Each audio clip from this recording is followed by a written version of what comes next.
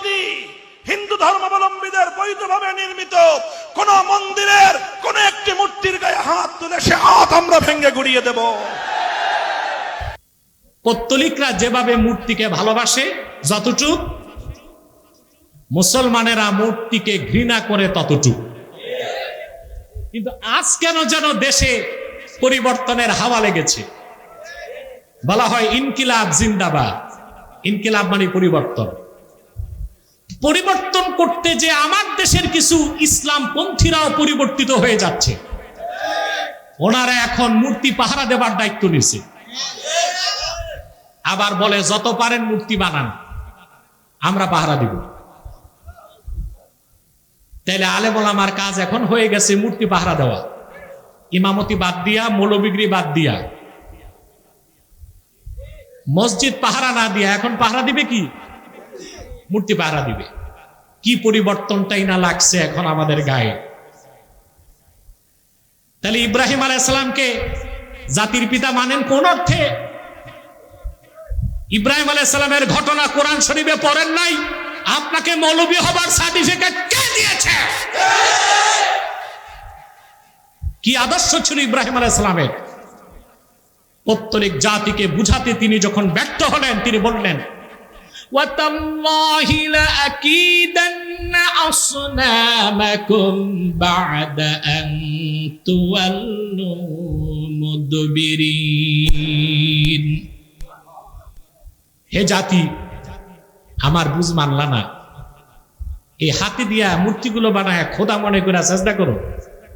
ঠিক আছে, তোমরা ফিরে যাওয়ার পর আল্লাহর কসম আমি মূর্তিগুলোর ব্যাপারে চূড়ান্ত সিদ্ধান্ত নিচ্ছি। তারপর ইব্রাহিম আলাইহিস সালাম মূর্তিগুলো পাহারা দিয়েছেন। কি করছেন?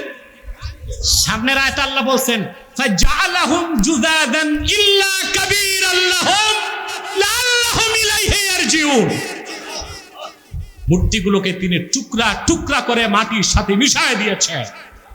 অতএব ইব্রাহিম আলাইহিস সালামের সন্তান দাবিদার যারা, তারা হিন্দু বৌদ্ধ খ্রিস্টানদেরকে মানবিক সাহায্য করবে, জানমালের নিরাপত্তা দিবে, কিন্তু মূর্তি পাহারা দেওয়া মুসলমানের কাজ না, এইটা পৌত্তলিকের কাজ।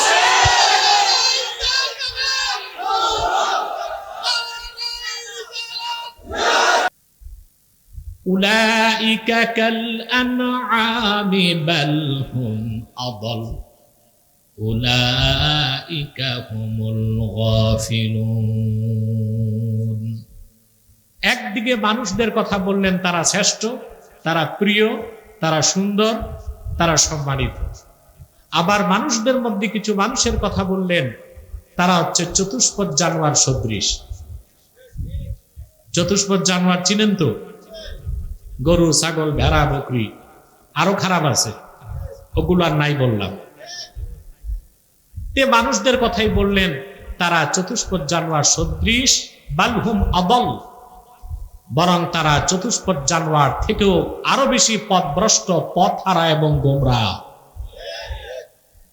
মানুষের কথাই, সম্মানের কথা বলছেন মানুষের, আবার এত জিল্লাত ও বেইজ্জতের কথা বলেছেন কাদের? মানুষের।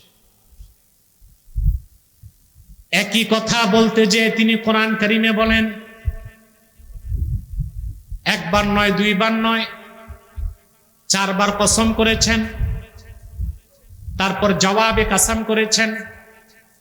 তিনি বলেন ওয়াত্তিনি ওয়াজ্জাইতুনি ওয়া তুরি সিনিনা ওয়া হাযাল বালাদিল আমিন। শপথ 3 ফলের, শপথ জাইতুনের, শপথ বরকতময় তুর পাহাড়ের, শপথ হচ্ছে আমার দোস্ত মুহাম্মদ সাল্লাল্লাহু আলাইহি সাল্লামের মাওলিদ মক্কা মুকাররমার। 4 বার কসম করে জবাবে কাসামে বললেন লাকাদ খালাকনাল ইনসানা ফি আহসানি তাকওয়িম। নিশ্চয়ই মানুষকে আমি সৃষ্টি করেছি সর্বোত্তম সুরতে, আকারে, গঠনে। ঠিক তারপর আবার বললেন তুম্মা রাদাদনাহু আসফালা সাফিলিন, অতঃপর তাকে আমি নিকৃষ্ট থেকে নিকৃষ্ট স্তরে টেনে আনি, বলে দিলেন তারা ছাড়া ইল্লাল্লাযীনা আমানু, যারা ঈমান এনেছে ও আমিলুস সালিহাত, নেক আমল করেছে। সুবহানাল্লাহ। একদিকে তিনি মানব জাতির শ্রেষ্ঠত্বের কথা বললেন, আবার সেই মানুষদের মধ্যে নিকৃষ্টদের কথাও বললেন, ঠিক কি না? কথা বুঝতেছেন? এখন এই যে মানুষ, কে উত্তম, কে অধম, কে উৎকৃষ্ট, কে নিকৃষ্ট, তা নির্ধারণ সুরত দিয়ে হয় না, তা নির্ধারণ হয় অন্তর দিয়ে, যাকে আরবিতে বলা হয় কলব। কি বলা হয়? কলব। এই কলব হচ্ছে, এটি আসল জিনিস। এটার অবস্থান মানুষের বাম বুকের 2 আঙ্গুল নিচে। এত স্ট্রেঞ্জ ক্রিয়েশন, এটা অত্যাশ্চর্য সৃষ্টি আল্লাহ তাআলার কলব। বিজ্ঞান এখনো তার আগাগোড়া খুঁজে পায় নাই। যতটুকু বলছে তা তো অনেকটাই তাদের অনুমান।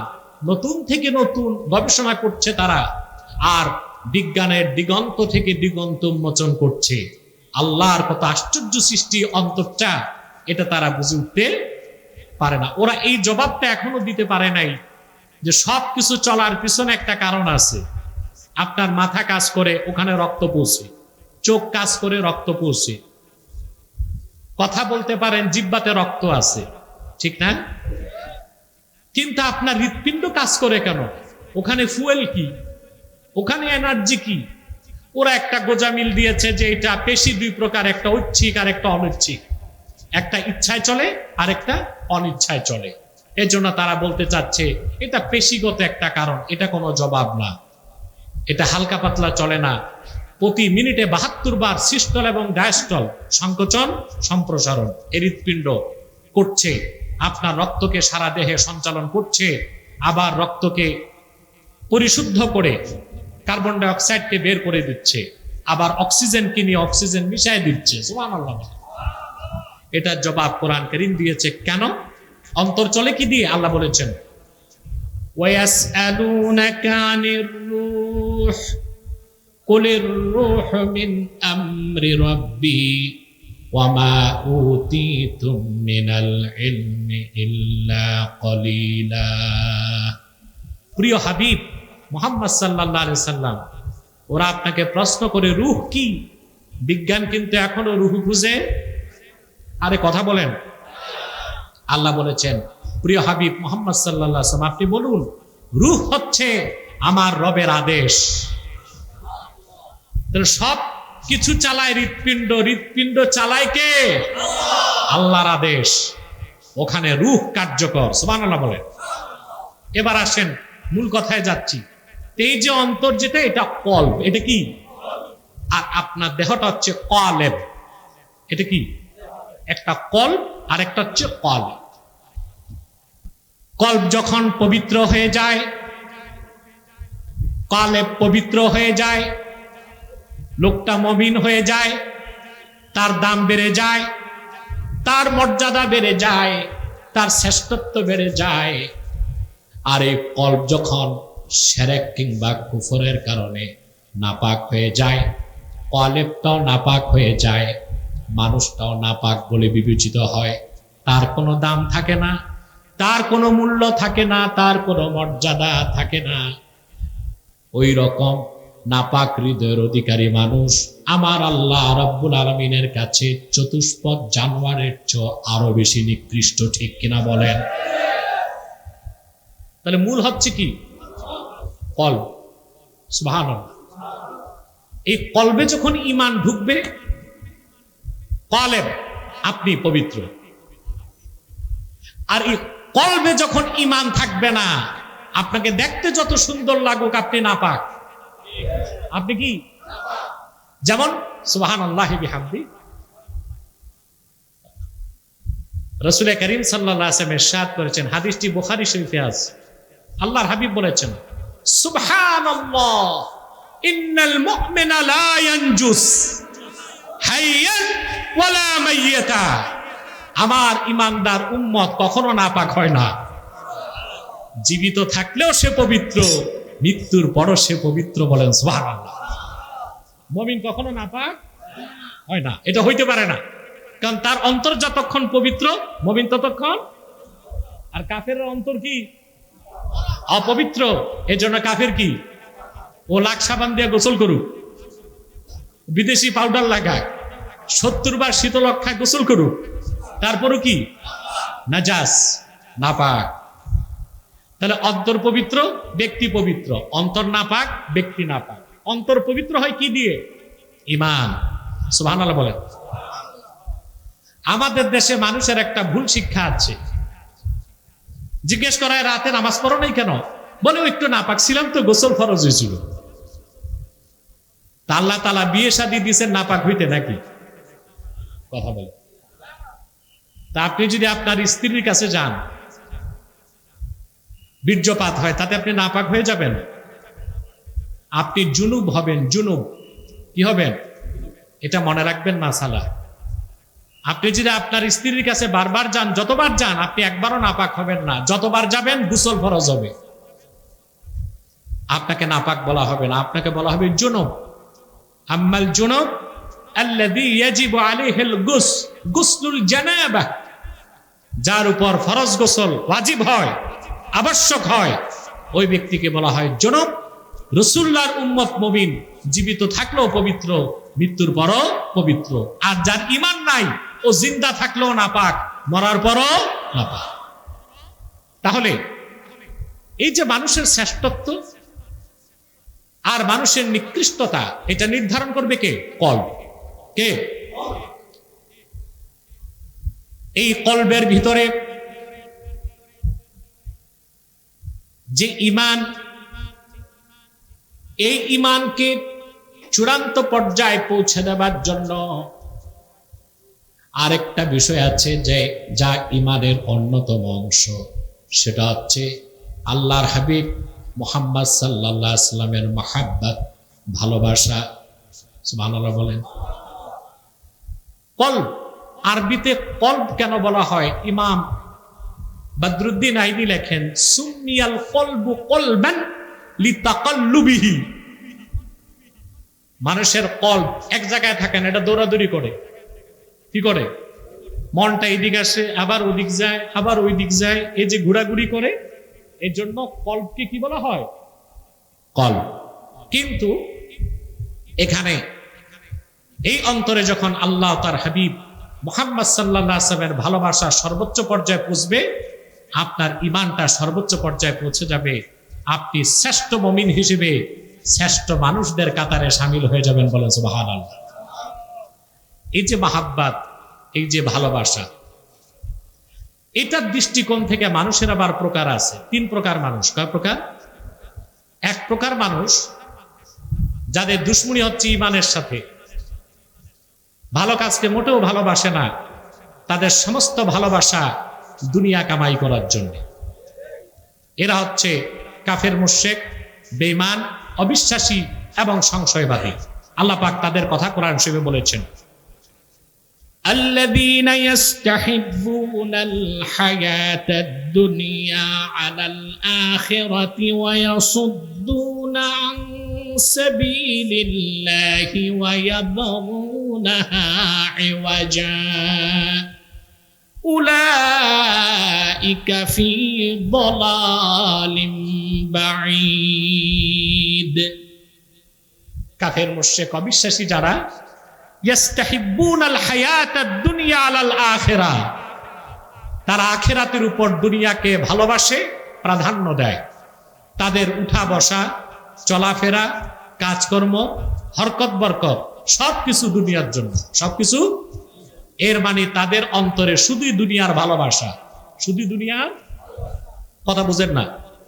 ওরা দুনিয়ার ভালোবাসায় ইসলামের বিরোধিতা করে, ঈমানকে বাদ দেয়, ঈমানকে বিক্রি করে, তাগুতের তাবেদারি করে, কাফের মুশরিকদের পক্ষ অবলম্বন করে, ইসলাম ও মুসলমানের বিপক্ষে অবস্থান করতে এক মুহূর্ত তারা দেরি করে না। এদের ভালোবাসা শুধু দুনিয়ার, শুধু।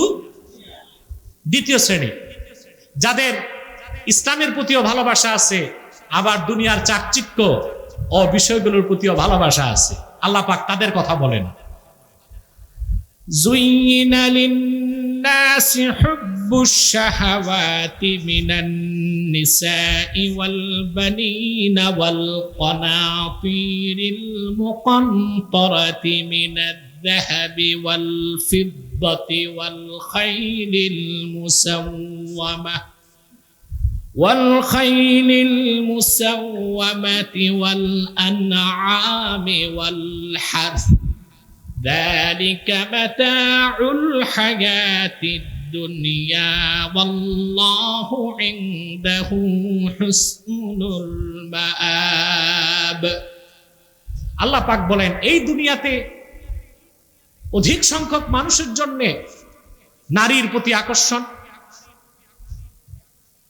সন্তান সন্ততির ভালোবাসা, স্তূপে স্তূপে সোনা রূপা, পছন্দসই ঘোড়া, গবাদি পশু এবং কৃষি, এই জিনিসগুলোকে চিত্তাকর্ষক করা হয়েছে। আল্লাহ তাআলা 8টা জিনিসের কথা বলেছেন। কয়টা? আপনি চিন্তা করে দেখবেন এই 8টার বাইরে পৃথিবীতে কোনো চাকরি নাই, কোনো ব্যবসা নাই।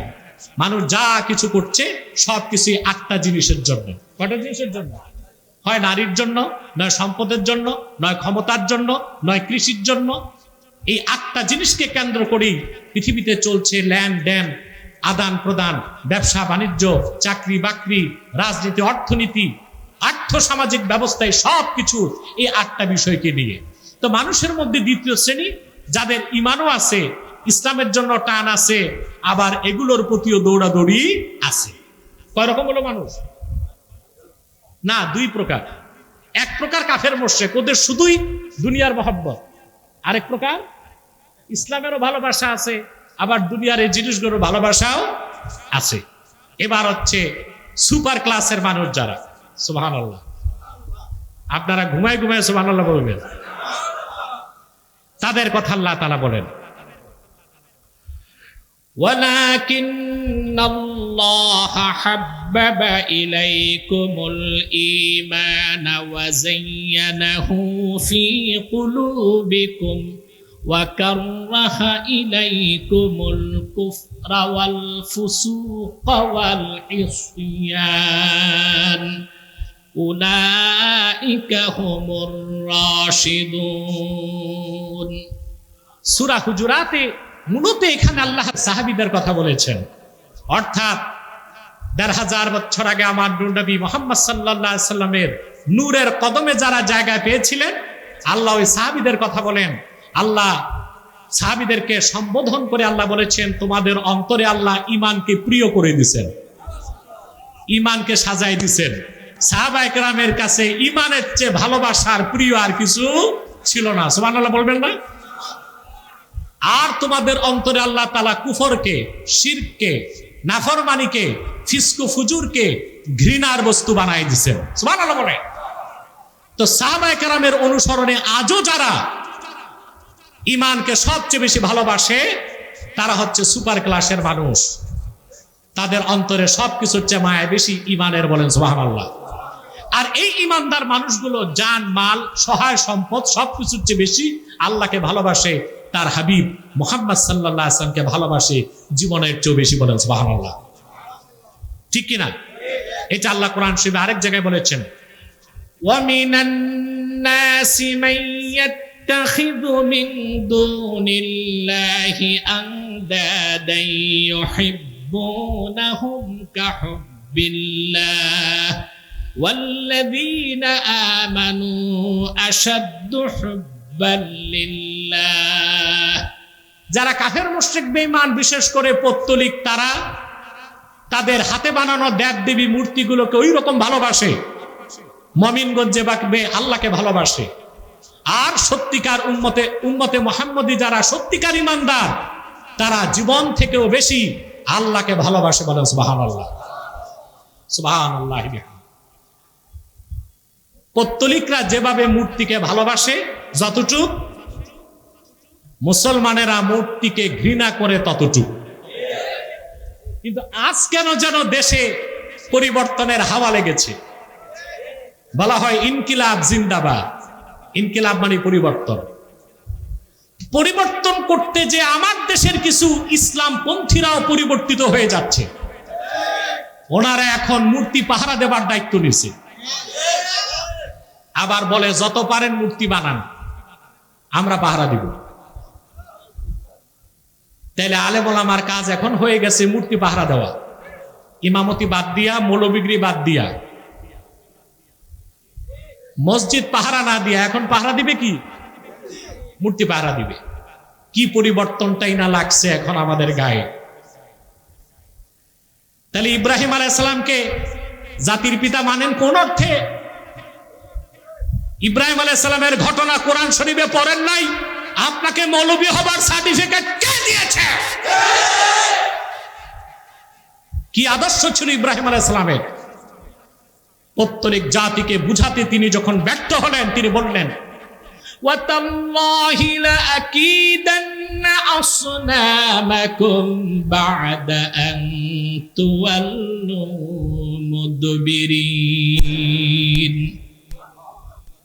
হে জাতি, আমার বুঝ মানলা না, এই হাতে দিয়া মূর্তিগুলো বানায় খোদা মনে করে চেষ্টা করো, ঠিক আছে?